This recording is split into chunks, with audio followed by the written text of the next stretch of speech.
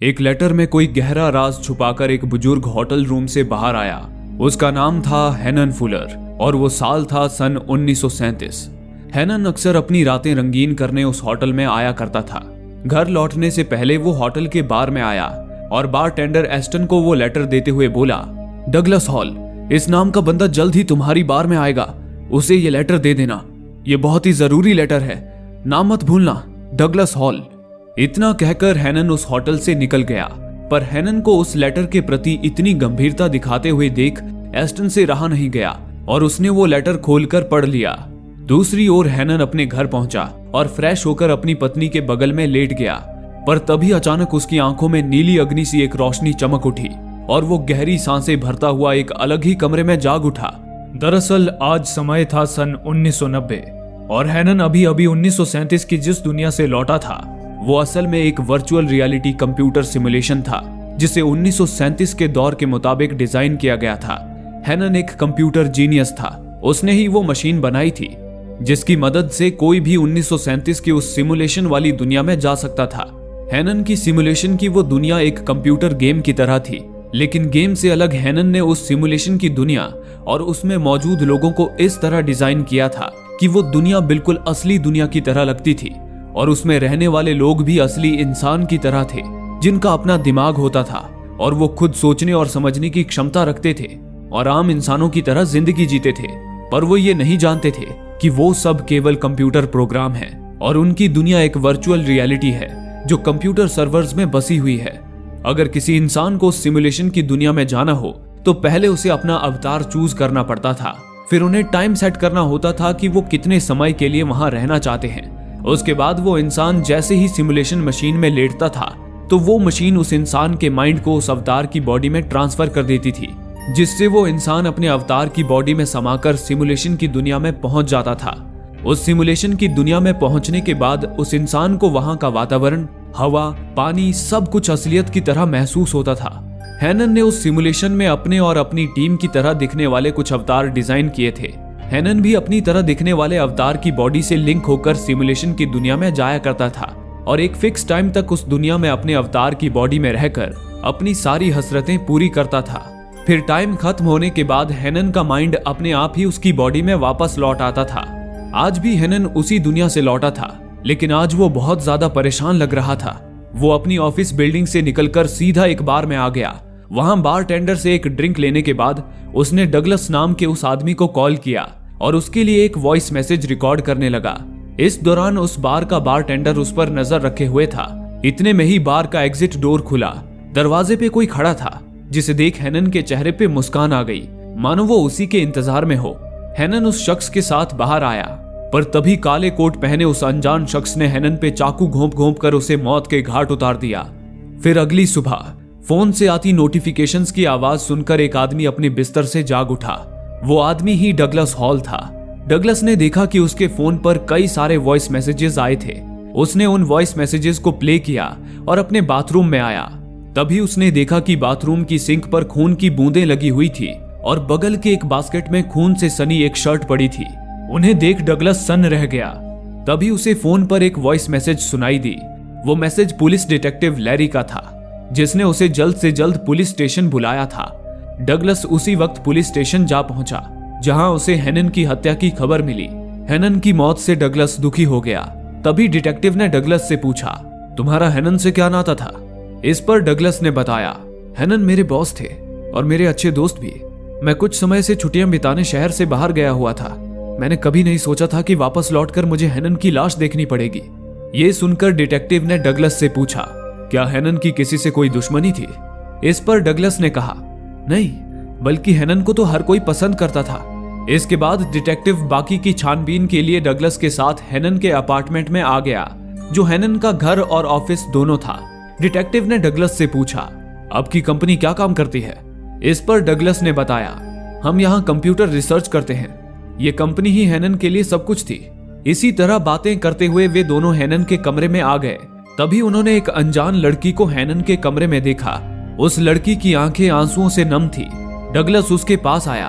तभी डगलस और वो लड़की एक दूसरे को यूं देखने लगे मानो उनका एक दूसरे से कोई पुराना नाता हो। कुछ पल यूं ही एक दूसरे को देखते रहने के बाद डगलस ने उस लड़की से पूछा, मुझे ऐसा क्यों लग रहा है जैसे हम पहले मिल चुके हैं? क्या मैं आपको जानता हूं? इस पर लड़की ने कहा, नहीं, हम पहली बार मिल रहे हैं। मेरा नाम जेन फुलर है। हेनन फुलर मेरे पिता थे। ये सुनकर डगलस चौंक उठा, क्योंकि हेनन ने डगलस को कभी बताया नहीं था कि उसने शादी भी की है और उसकी एक बेटी भी है।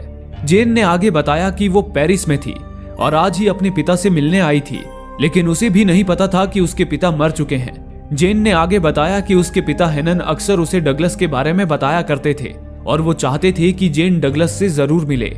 इन्हीं बातों के बीच डिटेक्टिव लैरी वहां आ गया और जेन से पूछताछ करने लगा। उन्हें बातें करता छोड़ डगलस अपने सिमुलेशन रूम में आया, जहां उसका एक साथी व्हिटनी बैठा कंप्यूटर पे काम कर रहा था। अपने बॉस हेनन की मौत से व्हिटनी भी दुखी था। डगलस ने व्हिटनी से पूछा, क्या मेरी गैर हाजिरी में तुमने हेनन के साथ कुछ अजीब होते देखा था? इस पर व्हिटनी ने उसे बताया, मौत से पहले हेनन बहुत बार इस सिमुलेशन में गए थे। ये सुनकर डगलस दंग रह गया, क्योंकि उनके सिमुलेशन प्रोग्राम का तो अभी तक टेस्ट भी नहीं हुआ था। ऐसी स्थिति में हेनन का सिमुलेशन में जाना बहुत बड़ा रिस्क था। इसके बाद डगलस ने पूछा, क्या तुम्हें फुलर ने कभी बताया था कि उसकी एक बेटी है? इस पर व्हिटनी ने चौंक कर ना में जवाब दिया। डगलस उसी वक्त बाहर आया और देखा कि जेन टैक्सी में कहीं जा रही थी। डगलस ने उसका पीछा किया और उसके पीछे एक होटल तक आ गया। उसने जेन को रोका और उससे कहा, तुमने बताया था कि कुछ समय पहले तुम्हारे पिता हेनन से बात हुई थी। क्या तुम बता सकती हो तुम दोनों में क्या बात हुई थी? इस पर जेन ने बताया, दरअसल मेरे पिता कुछ दिनों से परेशान चल रहे थे। वो अपनी कंपनी हमेशा के लिए बंद करना चाहते थे और वो चाहते थे कि इस काम में मैं उनकी मदद करूं, इसलिए उन्होंने मुझे यहाँ बुलाया था। ये सुनकर डगलस को आश्चर्य हुआ, क्योंकि वो 6 सालों से हेनन के साथ काम कर रहा था और वो जानता था कि हेनन को उसकी कंपनी अपनी जान से भी ज्यादा प्यारी थी। फिर भला वो अपनी कंपनी बंद क्यों करना चाहता था? पर जेन ने डगलस को इस सवाल का जवाब नहीं दिया और अपने होटल रूम में आ गई, जहां उसने एक वकील बुला रखा था। दरअसल जेन वकील से अपने पिता की वसीयत अपने नाम करवाने आई थी, ताकि अपने पिता की जायदाद उसके नाम होने के बाद वो अपने पिता की कंपनी बंद करवा सके। लेकिन तभी वकील ने उसे बताया कि हेनन ने मौत से पहले एक नई वसीयत बनवाई थी, जिसके मुताबिक उन्होंने अपनी सारी जायदाद डगलस के नाम कर दी है। ये सुनकर जेन को झटका लगा। फिर अगले ही दिन अखबारों में ये खबर सुर्खियां बटोरने लगी कि डगलस हेनन की जायदाद का मालिक बन चुका है। हालांकि इस बात पर डगलस को भी यकीन नहीं हो रहा था कि एक बेटी के होते हुए हेनन ने अपनी जायदाद उसके नाम क्यों की। इसी दौरान डिटेक्टिव एक बार फिर डगलस से मिलने आया। उसने डगलस से कहा, क्या इत्तेफाक है? हेनन की अपनी जायदाद तुम्हारे नाम करते ही उनकी मौत हो गई। कहीं ऐसा तो नहीं कि हेनन अपनी कंपनी बंद करना चाहते थे और तुम इस बात के खिलाफ थे, इसलिए कंपनी तुम्हारे नाम होते ही तुमने उन्हें मार डाला? इस पर डगलस ने चिढ़कर कहा, तुम क्या बकवास कर रहे हो? मैंने हेनन को नहीं मारा, और वैसे भी हेनन की जब मौत हुई उस वक्त मैं एयरप्लेन में था। इस पर डिटेक्टिव ने कहा, ऑफिस के गार्ड से मुझे पता चला कि हेनन रात 10:30 बजे अपने ऑफिस से निकले। तब तक तुम्हारी प्लेन को इस शहर में लैंड हुए आधा घंटा हो चुका था और हेनन की मौत लगभग 11:30 बजे हुई। इस बीच तुम उन तक आराम से पहुंच सकते थे। लेकिन डगलस ने कहा, लेकिन मैं एयरपोर्ट से सीधा अपने घर गया था। मौत से पहले ना तो हेनन और मेरी कोई मुलाकात हुई थी और ना ही उन्होंने मुझसे कोई कांटेक्ट किया, ना फोन पर और ना ही मैसेज पर। तभी डिटेक्टिव ने कहा, लेकिन हमने हेनन के कॉल रिकॉर्ड्स चेक किए थे। उन्होंने अपने कॉलिंग कार्ड का यूज करके 11:02 में तुम्हारे घर के फोन पर एक वॉइस मैसेज छोड़ा था। इस पर डगलस भी सोच में पड़ गया। अब डिटेक्टिव का सारा शक डगलस पर ही आ चुका था। उसने डगलस को कुछ दिनों के लिए शहर से बाहर ना जाने का आदेश दिया और वहां से चला गया। उसके जाते ही डगलस अपने घर आया और अपने फोन पर आए वॉइस मैसेजेस चेक करने लगा। तभी उसे हेनन का वो मैसेज मिला जो उसने अपनी मौत से पहले उसे भेजा था। उस मैसेज में हेनन ने कहा, डगलस, मैं तुम्हें कुछ बताना चाहता हूँ। वो एक ऐसा राज है जो पूरी दुनिया को बदल कर रख देगा। तुम जल्दी मुझसे मिलने यहाँ बार में आ जाओ, और याद रखो अगर तुम्हारे यहाँ आने से पहले मुझे कुछ हो गया तो मैंने वो राज सिमुलेशन प्रोग्राम के अंदर एक लेटर में छुपा दिया है। तुम उसे किसी भी तरह हासिल कर लेना। ये जानकारी मिलते ही डगलस फौरन अपने कंप्यूटर रूम में पहुंचा और व्हिटनी की मदद से डेटा में चेक करने लगा कि हेनन आखिरी बार सिमुलेशन में जाने के दौरान सिमुलेशन के किन किन कैरेक्टर से मिला था। उसे पता चला कि हेनन एक होटल में गया था और वहां कुछ होटल स्टाफ और एस्टन नाम के एक बार टेंडर से मिला था। ये जानकारी मिलते ही डगलस फौरन उस सिमुलेशन मशीन में जाकर लेट गया। फिर व्हिटनी ने कंप्यूटर पर डगलस से मिलता जुलता उसका अवतार ढूंढ निकाला और डगलस के माइंड को उस अवतार की बॉडी में ट्रांसफर कर दिया, जिससे डगलस उस अवतार के शरीर में समाकर सिमुलेशन की दुनिया में आ गया। डगलस के उस अवतार का असली नाम जॉन फर्गुसन था और वो उस दुनिया में एक बैंक कर्मचारी था। अब उसकी बॉडी डगलस के कंट्रोल में थी। डगलस पहली बार उस दुनिया में आया था। उसे अपनी आंखों पे यकीन नहीं हो रहा था, क्योंकि वो दुनिया बिल्कुल असली दुनिया जैसी थी। डगलस का अलग बर्ताव देख आसपास मौजूद सारे लोग उसे घूरने लगे। ये देख डगलस वहां से निकलकर सीधा उस होटल में आ गया जहां हैनन ने बारटेंडर एस्टन को वो लेटर दिया था। वहां डगलस ने पहले तो कुछ स्टाफ से उस लेटर के बारे में पूछा, पर उनमें से किसी को भी उस लेटर के बारे में नहीं पता था। तब डगलस एस्टन के पास आया। डगलस पहले तो एस्टन को देखकर मुस्कुराने लगा, क्योंकि उन्होंने एस्टन को उनके साथी विटनी की शक्ल दी थी। इसके बाद डगलस ने एस्टन से कहा, मेरा नाम डगलस हॉल है। कुछ समय पहले हैनन यहाँ आए थे। क्या उन्होंने मेरे लिए कोई मैसेज या कोई लेटर छोड़ा है? लेकिन ना जाने क्यों एस्टन ने डगलस से झूठ बोल दिया कि हैनन ने उसके लिए कोई लेटर नहीं छोड़ा है। ये सुनकर डगलस को भी आश्चर्य हुआ। अब डगलस वहां किसी और से पूछताछ करता, उससे पहले ही उसका समय समाप्त हो गया और वो जॉन की बॉडी से निकलकर अपनी दुनिया में वापस लौट आया। डगलस के जॉन की बॉडी से निकलते ही जॉन का माइंड एक्टिव हो गया। जॉन खुद को उस होटल में पाकर हैरानी से इधर उधर देखने लगा। वो एस्टन से ही पूछने लगा कि वो यहाँ कैसे आया। इससे एस्टन को भी लगा कि वहां कुछ तो गड़बड़ है। दूसरी ओर डगलस अपनी दुनिया में लौट चुका था। तभी उससे एक आदमी मिलने आया। ये आदमी उसी बार का बारटेंडर था जिस बार के बाहर उस अनजान शख्स ने हैनन की चाकू मारकर हत्या की थी। वो बारटेंडर डगलस को अकेले में बात करने ले गया और उससे बोला, वो तुम ही थे ना जो उस रात बार में हैनन से मिलने आए थे? मैंने तुम्हारी फोटो अखबार में देखी और तुम्हें पहचान गया। मुझे पता है तुम्ही ने हैनन की हत्या की है। अगर तुम चाहते हो मैं ये बात पुलिस को ना बताऊं तो तुम्हें इसकी कीमत देनी होगी। लेकिन ये सुनकर डगलस शॉक हो गया। उसने कहा, तू ये क्या बकवास कर रहा है? मैंने किसी को नहीं मारा। इसी बात पर उन दोनों में हाथापाई होने लगी और डगलस ने पीट पीट कर उस बारटेंडर को वहां से भगा दिया। लेकिन फिर उसी रात जब डगलस अपने घर पर सो रहा था, तभी पुलिस की एक टीम उसके घर में घुस आई और उसे गिरफ्तार करके पुलिस स्टेशन ले गई। वहां डिटेक्टिव ने डगलस को एक तस्वीर दिखाई और कहा, हैनन का जिस बार के पीछे कत्ल हुआ था, उस बार के बारटेंडर ने हमें फोन करके बताया कि उस दिन उसने तुम्हें हैनन के साथ देखा था। पर जब हम उस बारटेंडर से मिलने गए तब उस बारटेंडर का भी खून हो चुका था। पहले तो तुमने हैनन का खून किया और अब हैनन के खून का सबूत मिटाने के लिए उस बारटेंडर को भी मार दिया। मैं तुम्हें शक के बिना पर अरेस्ट करता हूँ। हालांकि बारटेंडर की मौत से डगलस भी शॉक था। वो कहता रहा कि उसने खून नहीं किया, लेकिन डिटेक्टिव ने डगलस की कोई भी दलीलें सुने बिना उसे अरेस्ट कर लिया। डगलस ने वो पूरी रात जेल में काटी, लेकिन फिर अगली सुबह होते ही उसे जेल से रिहा कर दिया गया। उसे रिहा कराने वाली जेन थी जो दिल ही दिल में डगलस को चाहने लगी थी। उसने पुलिस से झूठ बोल दिया था कि बारटेंडर का जिस वक्त कत्ल हुआ उस वक्त डगलस उसके साथ था, लेकिन डगलस जानता था कि उसके साथ कुछ तो अजीब घट रहा था। भला वो बारटेंडर कत्ल वाली रात डगलस को हैनन के साथ देखने की बात इतने यकीन से कैसे कह रहा था और पुलिस को ये बताने के ठीक बाद उसका खून कैसे हो गया? सारे सबूत तो डगलस के ही खिलाफ थे। अब डगलस को लग रहा था कि शायद हैनन के उस लेटर में कुछ ऐसा हो जो उसे बेगुनाह साबित कर सके। डगलस वो लेटर हासिल करने एक बार फिर सिमुलेशन की दुनिया में जा पहुंचा। इस बार वो सीधा ग्रियर्सन नाम के उस बुजुर्ग आदमी के पास पहुंचा जो हैनन का अवतार था। यानी कि हैनन इस दुनिया में ग्रियर्सन की बॉडी में ही आता था, लेकिन ग्रियर्सन को इस बारे में कुछ नहीं पता था, क्योंकि जब उस सिमुलेशन के किसी यूजर का माइंड अपने अवतार की बॉडी में ट्रांसफर होता था तो उस वक्त अवतार का खुद का माइंड सो जाता था। इस दौरान यूजर ने अवतार की बॉडी के साथ क्या किया ये उस अवतार को याद नहीं रहता था। ऐसे ही हैनन भी जब अपने अवतार ग्रियर्सन की बॉडी को छोड़कर जाता था तब ग्रियर्सन खुद को अलग अलग जगहों में पाता था। साथ ही हाल ही में ग्रियर्सन को उसके घर पर छुपा हुआ एक महंगा सूट भी मिला था और अक्सर उसके कपड़ों से लेडीज परफ्यूम की खुशबू भी आती थी।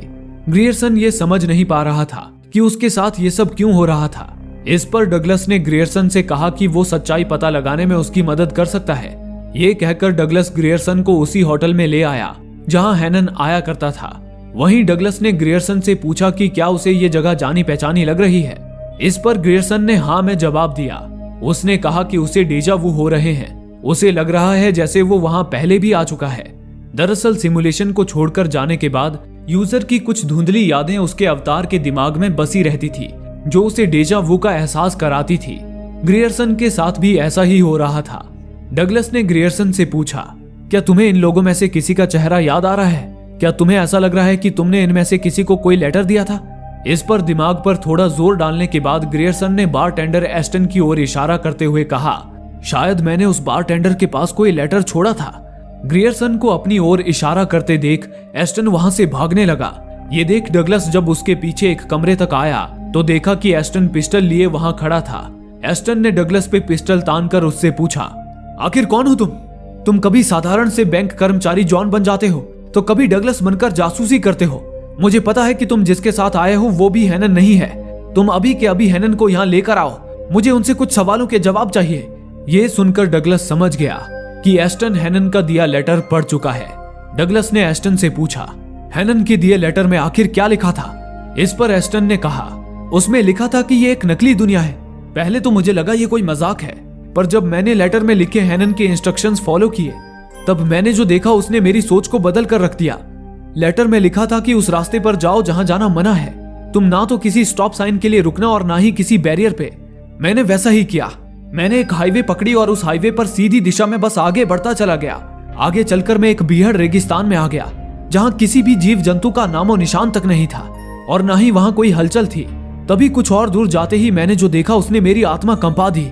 वहां दुनिया खत्म हो चुकी थी। इतना सुनते ही डगलस समझ गया कि एस्टन सिमुलेशन प्रोग्राम के लिमिटेशन की बात कर रहा है। जैसा कि किसी गेम में दुनिया फ्लैट होती है और एक तय की गई दूरी तक जाने पर दुनिया खत्म हो जाती है, उसी तरह उस सिमुलेशन की दुनिया भी फ्लैट थी, जिससे एक तय की गई दूरी तक जाने से वो दुनिया खत्म होती नजर आती थी। इसलिए उन्होंने स्टॉप के साइन बोर्ड्स लगा रखे थे ताकि कोई भी कैरेक्टर उस दुनिया के छोर पर ना जाए और उन्हें सच्चाई पता ना चले। पर अब सवाल ये था कि हेनन ने सिमुलेशन की दुनिया के इस दायरे के बारे में डगलस को लेटर क्यों लिखा था, जबकि ये बात तो डगलस को पहले से पता थी। डगलस ये सोच ही रहा था कि तभी सन की एस्टन ने उस पर गोली चला दी। एस्टन समझ चुका था कि ना तो वो दुनिया असली है और ना ही उसमें रहने वाले लोग, इसलिए अब उसे किसी को मारने से भी कोई फर्क नहीं पड़ता था। डगलस और एस्टन के बीच हाथापाई होने लगी और वे दोनों एक पूल में जा गिरे, जिससे वो लेटर भी पानी से मिट गया। इसी के साथ डगलस का समय समाप्त हो गया और वो अपनी दुनिया में वापस लौट आया। अब डगलस को भी एहसास हो गया था कि सिमुलेशन की दुनिया के वे अवतार असली इंसानों की तरह समझदार थे। अगर एस्टन की तरह बाकी लोगों को भी पता चल जाए कि उनकी दुनिया नकली है और वो लोग भी बस एक कंप्यूटर प्रोग्राम है, तो उनकी दुनिया ही उजड़ जाएगी। इसलिए डगलस ने व्हिटनी से कहा कि अब वो उस सिमुलेशन की दुनिया से खिलवाड़ नहीं करेगा और उस कंपनी को हमेशा के लिए बंद कर देगा। हालांकि व्हिटनी इस बात से नाखुश था क्योंकि उन्होंने इस प्रोग्राम को बनाने में सालों से मेहनत की थी। पर डगलस व्हिटनी की कोई भी बात सुने बगैर वहां से चला गया और सीधा जेन से मिलने उसके होटल में आ गया। लेकिन होटल पहुंचकर उसे पता चला कि जेन वहां से जा चुकी है। तभी उसे कहीं से आवाज आई, वो लड़की जेन गायब हो चुकी है। वो आवाज डिटेक्टिव लैरी की थी, जो खुद जेन को ढूंढता हुआ वहां आया था, क्योंकि उसे पता चला था कि जेन हेनन की बेटी नहीं बल्कि कोई फ्रॉड है, क्योंकि असल में तो हेनन की कोई बेटी थी ही नहीं। डिटेक्टिव से ये सुनते ही डगलस बाहर आया और होटल के कैब ड्राइवर से पूछा कि उसने जेन को आखिरी बार कहां ड्रॉप किया था। इस पर उस कैब ड्राइवर ने डगलस को एक सुपरमार्केट का एड्रेस दिया। डगलस फौरन उस सुपरमार्केट में पहुंच गया। वहीं उसने जेन को देखा, लेकिन आश्चर्य की बात थी कि जेन उस सुपरमार्केट में कैशियर का काम कर रही थी और उसका पूरा हुलिया ही बदला हुआ था। हैरानी तो तब हुई जब डगलस जेन के पास आया, लेकिन जेन ने उसे पहचाना तक नहीं। और तो और उसने कहा कि उसका नाम जेन नहीं बल्कि नताशा है। ये सुनकर डगलस वहां से जाने लगा, पर तभी नताशा भागती हुई उसके पास आई और कहा, मुझे ऐसा क्यों लग रहा है कि मैं आपको जानती हूँ, क्या हम पहले मिल चुके हैं? इस पर डगलस ने ना में सिर हिलाया और नताशा वापस अपने काम पर लौट गई। इस घटना से डगलस को कुछ समझ आया। उसने अपनी कार स्टार्ट की और जैसा कि हेनन ने लेटर में लिखा था, वो एक हाईवे पकड़कर एक दिशा में बिना किसी बैरियर पे रुके बस आगे बढ़ता ही चला गया। एक समय बाद वो एक बीहड़ रेगिस्तान में पहुंच गया और तभी उसने कुछ ऐसा देखा जिसने उसे अंदर तक हिलाकर रख दिया। आगे दुनिया खत्म हो चुकी थी और उसके आगे की दुनिया एक कंप्यूटर मॉडल की तरह दिखाई दे रही थी। यानी कि डगलस की दुनिया भी असली नहीं थी, बल्कि वो भी एक कंप्यूटर सिमुलेशन था। यही वो सच्चाई थी जो हेनन लेटर के जरिए डगलस को बताना चाहते थे। इसी दौरान दूसरी ओर नताशा अपने स्टोर पे काम कर रही थी। तभी उसकी आंखों में एक नीली रोशनी सी नजर आई और अगले ही पल उसके तेवर ही बदल गए। नताशा अब जेन बन चुकी थी। यानी कि नताशा जेन की अवतार थी और जेन किसी और ही दुनिया से नताशा की बॉडी में समाकर इस सिमुलेशन की दुनिया में आ रही थी। जेन ने फौरन डगलस को कॉल किया और उसे मिलने बुलाया। डगलस उसी वक्त जेन के पास चला आया। डगलस ने जेन से मिलते ही पूछा, मुझे सच्चाई पता चल चुकी है, आखिर तुम कहां से आई हो? आखिर ऐसी और कितनी सिमुलेशन की दुनिया है? इस पर जेन ने बताया, मैं असली दुनिया से आई हूं और ऐसी 1000 सिमुलेशन की दुनिया और हैं, पर केवल तुम्हारी सिमुलेशन की दुनिया ही एकमात्र ऐसी दुनिया है जिसने अपने खुद का सिमुलेशन वर्ल्ड बनाया है। यह सुनकर डगलस ने पूछा, तो क्या तुमने ही हेनन की जान ली, क्योंकि उन्हें इस दुनिया की हकीकत पता चल चुकी थी? लेकिन जेन ने कहा, नहीं, मैं तो हेनन के मरने के बाद यहाँ आई थी। मुझे हेनन की बेटी बनाकर यहाँ भेजा गया था ताकि मैं हेनन की जायदाद की वारिस बनकर तुम्हारी कंपनी बंद कर दूं, क्योंकि हम नहीं चाहते कि कोई सिमुलेशन की दुनिया अपना खुद का सिमुलेशन बनाए। इससे तुम्हारी दुनिया के लोगों को पता चल सकता है कि तुम्हारी दुनिया भी एक सिमुलेशन है, जैसा कि हेनन को पता चला। लेकिन हेनन ने तो अपनी कंपनी तुम्हारे नाम कर दी, जिससे मैं अपने मकसद में नाकाम हो गई। ये सुनकर डगलस ने कहा, अगर तुमने हेनन को नहीं मारा तो फिर? डगलस ने बस इतना कहा ही था कि तभी उसे समझ आया कि जिस तरह जेन अपने अवतार नताशा की बॉडी में समाकर इस दुनिया में आई थी, उसी तरह कोई था जिसके लिए डगलस एक अवतार था और वो डगलस की बॉडी में समाकर यहाँ आया था और उसी ने डगलस के जरिए हेनन को मारा। इसलिए पुलिस को सारे सबूत डगलस के खिलाफ ही मिल रहे थे और शुरुआत में डगलस को अपने घर पर एक खून से सनी शर्ट भी मिली थी, यानी कि उसमें हेनन का ही खून लगा हुआ था। डगलस को अब अपने आप से ही नफरत होने लगी थी, लेकिन फिर जेन ने उसे समझाया, तुमने हेनन को नहीं मारा, बल्कि हेनन का कत्ल उसने किया जो इस सिमुलेशन में तुम्हारी बॉडी का यूज कर रहा था। वो और कोई नहीं, मेरा पति डेविड है। ये सुनकर डगलस चौंक उठा। जेन ने आगे बताया कि जिस तरह हेनन सिमुलेशन की दुनिया में जाकर लड़कियों के साथ अपनी हसरत पूरी करता था, उसी तरह उसका पति डेविड भी सिमुलेशन का इस्तेमाल अपनी ख्वाहिश पूरी करने के लिए करता था। लेकिन उनमें फर्क ये था कि डेविड को सिमुलेशन में लोगों की हत्या करके खुशी मिलती थी। वो सिमुलेशन में डगलस की बॉडी का यूज करके लोगों की हत्या करता था और हेनन और उस बारटेंडर को भी उसी ने मारा था। ये सुनकर डगलस बेचैन हो उठा। जेन ने उसे आगे बताया, मैंने तो डेविड को एक अच्छा इंसान समझकर उससे शादी की थी, पर मुझे क्या पता था कि उसके अंदर एक दरिंदा छुपा है, यहाँ तक कि उसने मुझे भी मारने की धमकी दी है। इस पर डगलस ने पूछा, लेकिन क्यों? जेन ने कहा, क्योंकि मैं तुमसे प्यार करने लगी हूँ और ये बात डेविड जान चुका है। इस पर डगलस ने कहा, तुम तो एक इंसान हो और मैं बस एक कंप्यूटर प्रोग्राम, भला तुम मुझसे कैसे प्यार कर सकती हो? जेन ने कहा, तुम्हें पता नहीं, पर जब से तुम्हारी ये सिमुलेशन की दुनिया बनी है, तब से मैं यहाँ आती थी और छुप छुप कर तुम्हें देखा करती थी। तुम्हारी अच्छाई और नेक दिली देख मुझे तुमसे प्यार हो गया। ये सुन डगलस ने जेन को गले लगा लिया। इसी दौरान दूसरी ओर कंपनी बंद होने से पहले व्हिटनी अपने सिमुलेशन प्रोग्राम का अनुभव लेने सिमुलेशन में जाने लगा। वो अपने सिमुलेशन की दुनिया के अवतार एस्टन में ट्रांसफर होने वाला था। व्हिटनी जब सिमुलेशन में आया, उस वक्त एस्टन कार चला रहा था। उसी पल व्हिटनी का माइंड एस्टन की बॉडी में ट्रांसफर हो गया।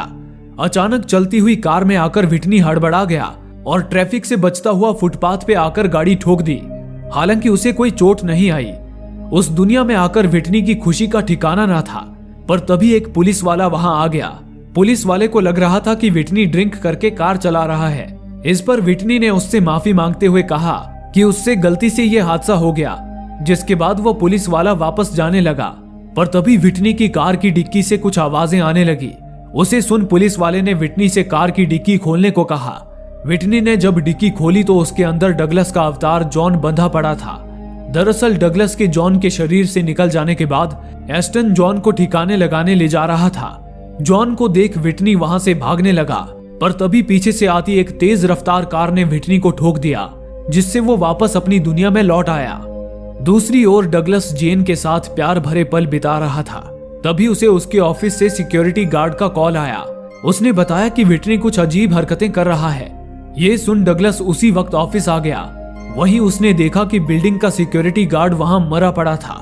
डगलस व्हिटनी को ढूंढता हुआ अंदर जाने लगा। इसी दौरान उधर जेन भी नींद से जाग गई। डगलस को वहां ना पाकर जेन समझ गई कि कुछ गड़बड़ है। उसने उसी वक्त डिटेक्टिव लैरी को कॉल कर दिया।